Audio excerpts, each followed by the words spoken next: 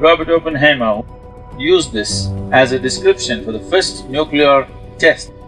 When 1,000 suns explode in the sky, I shall come as death. He took a passage from the Bhagavad Gita, Mahabharata and Ramayana.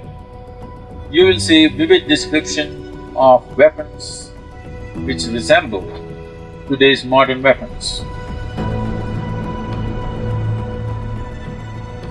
You can still explore the cosmos, you could still know everything.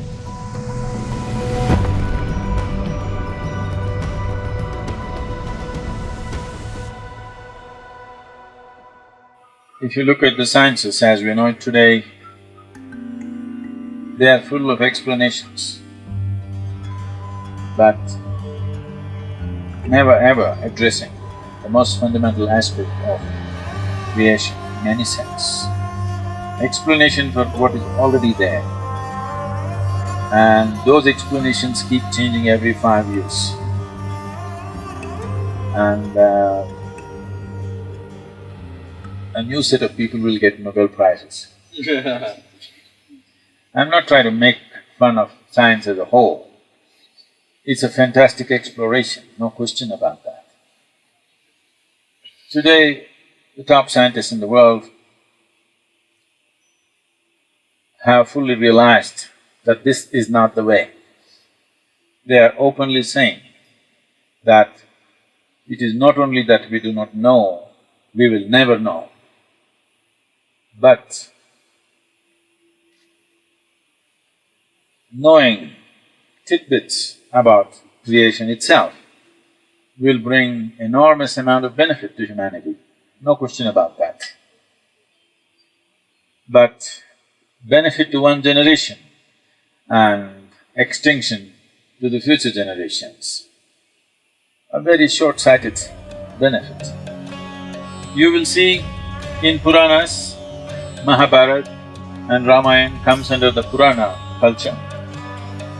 You will see vivid description of weapons which resemble today's modern weapons. They couldn't have just made up something which did not exist, the concept of it which did not exist a few hundred years ago. And you will be surprised, Robert Oppenheimer, who is considered as the father of modern nuclear weaponry, when the first nuclear weapon was tested in the United States, in Los Alamos, he took a passage from Krishna, from the Bhagavad Gita, and he said, when Krishna spoke about this, he said, when 1,000 suns explode in the sky, I shall come as death and shall shake the world. So he took this passage and used this as a description for the first nuclear test that happened in the United States. Because the same thing was spoken almost 5,000 years ago by Krishna. So why I'm going into this is, these aspects of physical sciences were explored and were rejected, are not the way for the humanity. If you go this way, this is a way of destruction, this is not the way to go. So they turned the whole thing into a mystical dimension where a human being can expand and explore limitlessly without causing any damage to anything around him. Without disturbing any life, you can still explore the cosmos, you could still know everything. And fundamental longing within a human being is, he wants to expand. How he does it is the only question, either by conquest or by inclusion. Which way does he do it is the only question. But a human being cannot be kept here without expansion. So, when we talk about mystical dimensions, we are talking about looking at life, exploring life in a completely different direction and dimension. This needs a certain amount of reversal of everything you have done as life.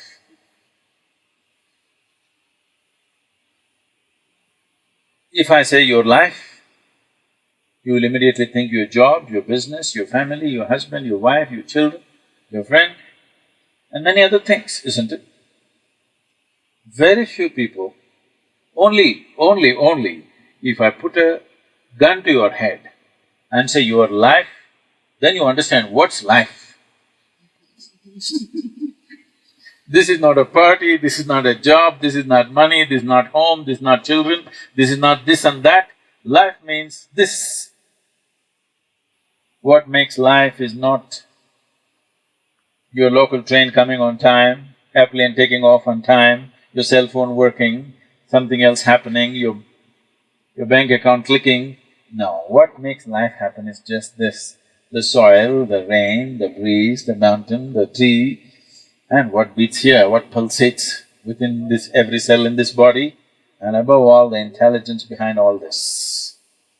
If we want to explore something else, then we have to rejig ourselves a little bit. Rejigging ourselves may not be our idea of fun, but I want you to know one thing: the only and only thing, knowingly or unknowingly, that you're aspiring for is to become something more than what you are right now.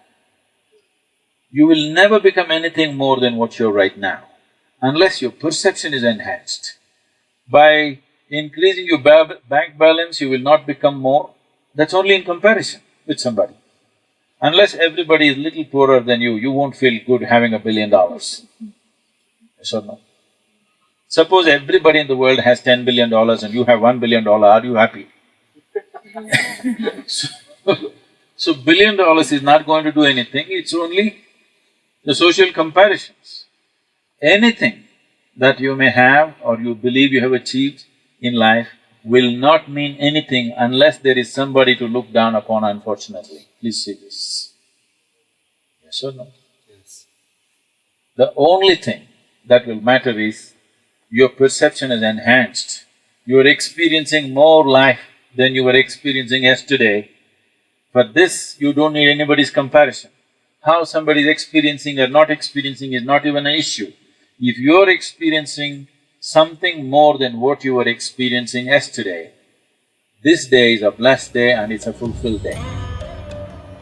Ultimately, that's the only and only thing that fulfills a human being and nothing else.